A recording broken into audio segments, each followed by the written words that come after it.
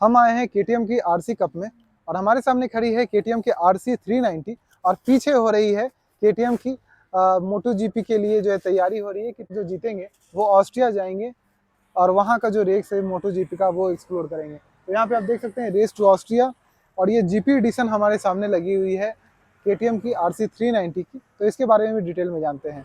तो अगर आप इस रेस में पार्टिसिपेशन लेते हैं तो जीतने के बाद चेन्नई में आप जो है वहाँ से ट्रेनिंग लेंगे और बहुत ऑस्ट्रिया जाएंगे, वहाँ एक्सप्लोर करने का मौका मिलेगा। सारा केटीएम खर्चा उठाएगा। तो वेबसाइट पे जाके चेक कर सकते हैं।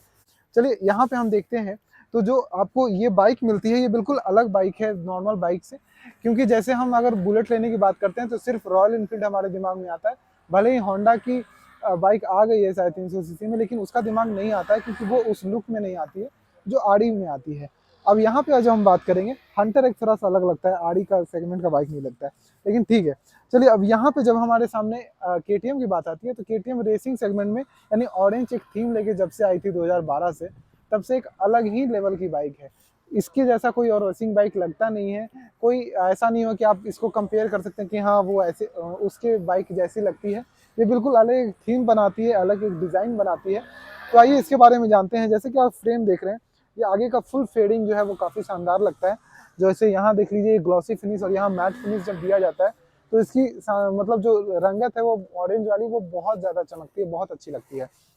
अगर हम आगे देखें तो यहाँ पे आपको motor x, wild of Switzerland, W P के, क्योंकि इसमें एपेक्स के आपको अपसाइड डाउन जो है फॉक्स मिलते हैं आगे में, जो कि बहुत सारी बाइक्स अगर इस सेगमेंट की देखिएगा तो वहाँ पे नहीं मिलते हैं, लेकिन केटीएम आपको ऑफर करता है। क्योंकि केटीएम का एक मानना है कि जो क्वालिटी है उसको हमेशा टॉप नॉच पे रखना है, क्योंकि जो भी चीज़ें इसमें लगाई गई है, जैसे आरसी 390 में अगर देखते हैं आप तो आपको डब्ल्यू के मोनोसॉक भी पीछे दिए जाते हैं, यानी आगे और पीछे दोनों ही जो सॉकर है वो टॉप नॉच जो है वो देने की कोशिश यहाँ की जाती है।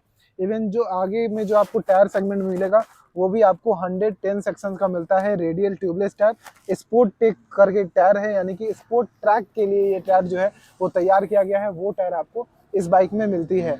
बाकी हम आगे अगर बढ़ते हैं इधर, तो जैसे कि आपको डिस्क प्लेट मिलता है। डिस्क प्लेट में मैं आपको बता दूं वो दोनों एबीएस मिलते हैं। दोनों एबीएस के साथ यहाँ पे आपको कॉर्नरिंग एबीएस मिलता है और सुपर मोटो एबीएस मिलता है। सुपर मोटो एबीएस तो सबसे अच्छा वर्क करता ही है, साथ साथ जब आपको कॉर्नरिंग एबीएस मिलता है तो उसकी बात और ज़्यादा निराली, मतलब आप जो भी टर्निंग ले रहे होंगे उसमें बहुत अच्छा काम करेगा। प्लस ट्रैक्शन कंट्रोल भी वहाँ पे ऐड हो जाता है। अब ट्रैक्शन कंट्रोल जब ऐड होता है तो आप समझ ही सकते हैं, ट्रैक्शन कंट्रोल, कॉर्नरिंग एबीएस और एबीएस, ये तीनों मिला के आपकी जो राइड जब आप कॉर्नरिंग करिएगा, जब आप रेस लगाइएगा एक तरह से बोल सकते हैं, उस समय बहुत काम आने वाली चीज़ें हैं। और इधर हम आते हैं, जब हम इंजन की थोड़ी सी बात करेंगे तो इंजन की सबसे प्राइमरी बात अगर कोई भी अगर करना चाहे तो वो क्या कर सकता है। इंजन आपको इसमें जो मिलता है वो बनाता है 43.5 यानी 43.5 PS का पावर और 37 न्यूटन मीटर का टॉर्क बनाते हैं। पावर 9000 आरपीएम और टॉर्क जो है वो 7000 आरपीएम तक देती है। 6 गियर ट्रांसमिशन के साथ आपको मिलेगी। इसके साथ साथ आप समझ लीजिए इसमें आपको किक शिफ्टर प्लस मिलता है। और इसके इंजन जो है वो बनाए गए हैं कि अचानक से अगर लो मतलब जो स्पीड आपको चाहिए होता है, जो इनिशियल पिकअप चाहिए होता है, जो एक रेसर को पसंद होता है, जो जो बाइकर्स को पसंद होता है, वो चीज़ आपको इस बाइक के इंजन में मिलती है। और इसका रेडिएटर भी पहले जो आता था उसके मुकाबले अब कर्व रेडिएटर मिलता है, मतलब रेडिएटर हल्का कर्व होता है, जैसे हमारा एक छाता होता है जिसमें हवा जो है वो कैच करती है, तो उसी तरह ये देखिए कर्व रेडिएटर आपको यहाँ पे ऑफर किया जाता है, जिससे ज़्यादा से ज़्यादा गाड़ी जो है वो ठंडी हो जाए, उसका पूरा ध्यान रखा गया है। प्लस जो इसका सीटिंग पोस्चर है वो उसमें कहीं भी कुछ ऐसा नहीं किया गया है कि भाई हम नॉर्मल सभी लोगों के लिए बना देंगे, जो रेस नहीं करना चाहते हैं उनके लिए भी बना देंगे। इसका सीटिंग पोस्चर प्योर रेसिंग है, मतलब मेरी हाइट के अनुसार आप देखिए ये एकदम प्योर रेसिंग बन जाती है, मतलब बैठते हैं हम तो प्योर रेसिंग है। हालांकि जो इंटरनेशनल वर्जन है उसका हैंडल और थोड़ा नीचा है, यानी फिर आप 2020 वाले केटीएम में जाएंगे तो उसका हैंडल थोड़ा और नीचे है, लेकिन अगर आप इसमें जाते हैं तो आप देख सकते हैं यहाँ पे इसका हैंडल थोड़ा सा ऊपर किया गया है, लेकिन फिर भी आपको फुल रेसिंग जो एक सीटिंग पोस्चर मिलना चाहिए वो यहाँ पे ऑफर किया जाता है। जो पिलियन सीट है वो तो पहले वाले केटीएम्स में जो जब पहली बार आई थी तो उस समय नहीं था, फिर थोड़ा सा दिया, फिर थोड़ा दिया, आज के डेट में इतना दे दिया है, लेकिन फिर भी बहुत ज़्यादा कंफर्टेबल नहीं है। सिर्फ जो हम लोग जैसे राइडर्स हैं उनके लिए कंफर्टेबल है, जो गाड़ी के मूवमेंट को जज कर पाते हैं उसके अनुसार अपने को होल्ड करते हैं, उनके लिए ये बेहतर है। तो बस वो ही बैठ सकते हैं, क्योंकि यहाँ पे ना ही कोई ग्रैब रेल मिलता है ना कुछ, बस कंधे पे हाथ रख के फुल सेटअप आपको लेना होता है कि कैसे आप वो कर लें। बाकी इधर हम आते हैं तो 150 सेक्शन के आपको यहाँ पे टायर मिलेंगे, और ये भी टायर रेडियल हैं, बहुत शानदार आपको दिखाई दे रहे होंगे, चैन सिस्टम इस तरह से। और जो फ्रेम है वो डुअल फ्रेम यहाँ पे मिलता है, और इस तरीके से फ्रेम जो है वो काफी मतलब पहले से अगर आप इस सेगमेंट में यानी 300 इस सेगमेंट की बाइक में जाते हैं तो आपको वजन भी काफी ज्यादा मिलता है, लेकिन यहाँ पे आपको वजन देखने को मिलेगा 172 केजी, जो कि काफी लाइट वेट भी है, जिसके कारण इसकी टॉप स्पीड भी ज्यादा जाती है, जो कि 165 के आसपास जाती है।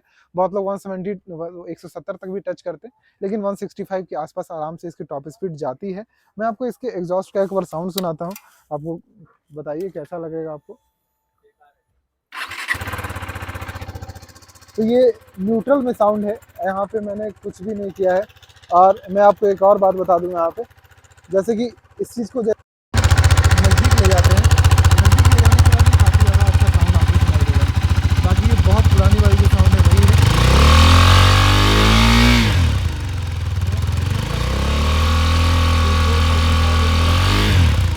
बाकी सबने इस बाइक को लगभग चलाया, निकलने वाला एग्जॉस्ट है जो यहाँ तक निकल रहा है, अब इसकी खूबसूरती को बहुत बढ़ा देता है, क्योंकि यहाँ पे पीछे रेस हो रही है, पीछे सबका टाइमलेस कैच किया जा रहा है। यहाँ पे हम ट्रैक पे लीन हो रहे हैं बहुत ज़्यादा, तो इसमें से अभी आपको जो है तत्काल के लिए साइड मिरर्स और रियर फुटरेस्ट, ये दो चीज़ें जो है जैसे रेस वाली बाइक में हटा दी जाती हैं, वो यहाँ से रिमूव कर दिया गया है। तो इन सभी चीज़ों के साथ ये बाइक अपने सेगमेंट में एक शोरूम इसका आता है 3,16,000 रुपये। ऑन रोड प्राइस अपने नियरेस्ट शोरूम में आप पता कीजिए कितना आता है, क्योंकि सभी जगह का थोड़ा थोड़ा अलग होता है। 30.7 लीटर का जो है वो लगभग 13.5 लीटर का जो है फ्यूल टैंक आ जाता है। क्विक शिफ्टर का पूरा पोजीशन और ये दिखा देता हूँ मैं यहाँ पे, किस तरह से यहाँ पे फ्रेम ये पूरा डिजाइन किया गया है इस तरीके से यहाँ पे। और इसमें आपको मिल जाता है स्लीपर क्लच भी। स्लीपर क्लच आपको 200 में नहीं मिलेगा, सिर्फ 390 में मिलता है। तो ये सारी चीज़ें प्लस जो डिस्प्ले है यहाँ पे जो मैं आपको दिखाना चाह रहा हूँ, तो डिस्प्ले अब बहुत ज़्यादा इन्फॉर्मेशन देता है पहले के मुकाबले, जिसमें आप बहुत सारी चीज़ें देख सकते हैं। जैसे इधर अगर हम करते हैं तो title audio, set back, menu, motorcycle trip, kilometre, my ride, settings में आप जाके इसके रियर एबीएस को ऑफ भी कर सकते हैं चाहो तो ये सभी चीज़ें एक बार जैसे हम एंट्री करते हैं तो इसमें देखिए सब कुछ Bluetooth display, shift, light services, extra function सब कुछ ऑपरेट कर सकते हैं। जब आप इसको लेते हैं तो आप इन सभी चीज़ों से यूज टू हो जाएंगे। जो ब्रेक होंगे वो भी आपको जो है यहाँ पे जो क्लच लीवर और ब्रेक लीवर दोनों ही एडजस्टेबल होगी, तो आप अपने हाथ की उंगलियों के साइज के अनुसार जो है इसको एडजस्ट कर सकते हैं। जब तक एडजस्ट नहीं करेंगे तब तक मज़ा नहीं आने वाला है, तो वो चीज़ आपको करने पड़ेगा, क्योंकि जब तक हाथ सही से अगर आपकी हाथ वहाँ पे नहीं पहुँचती है तो आपको दिक्कत होगी। उसके बाद अगर यहाँ पे हम देखेंगे तो जो KTM RC लिखा हुआ है वो भी काफ़ी खूबसूरत लगेगा। इसको ब्लैक कलर में किया गया है, फुल LED सेटअप यहाँ दिया जाता है, कोई भी बल्ब का इस्तेमाल यहाँ पे नहीं किया गया है। टेल लाइट भी अगर आप देखते हैं यहाँ पे तो काफ़ी शानदार दो जो है एकदम स्टिक एक लाइन जैसा जो है आपको यहाँ पे दिखाई देगा। ये यहाँ पे ओपन है, यहाँ पे पीछे कोई भी आपको टायर हैगर ETC नहीं दिखाई देता है, कारण आप समझ गए होंगे क्यों टायर हैगर यहाँ पे नहीं मिलता है। रियर डेस्क विथ जो आपको ABS के साथ यहाँ पे मिलेगा, विथ ट्रैक्शन कंट्रोल जो है रियर व्हील पे ही काम करता है। और इधर का ये पूरा पोजीशन आप देख सकते हैं, 153 mm का जो है ग्राउंड क्लियरेंस है। बाकी मैं आपको बाकी चीज़ें ये सब नहीं बताना चाहता हूँ, क्योंकि ये बाइक जो है ओवरऑल परफॉर्मेंस के लिए बनाई गई है। तो अगर आपको बहुत अच्छी परफॉर्मेंस चाहिए अपनी बाइक से तो डेफिनेटली आप KTM की तरफ जा सकते हैं। इस इंजन के साथ एक पिस्टन है, इसमें सिंगल पिस्टन वाली बाइक यहाँ पे आपको मिलती है। और अगर आपको इसमें पार्टिसिपेट करना है तो आप सामने देख रहे होंगे KTM RC कप, यहाँ पे ये बाइक लगी हुई है। इस बाइक को हमने यहाँ पे कंपाउंड में बहुत ज़्यादा चलाया, जो कि रांची का कंपाउंड है, रांची का खेलगांव कंपाउंड है, यहाँ पे बहुत हमने चलाया, बहुत मज़ा आया इस बाइक को चलाने में।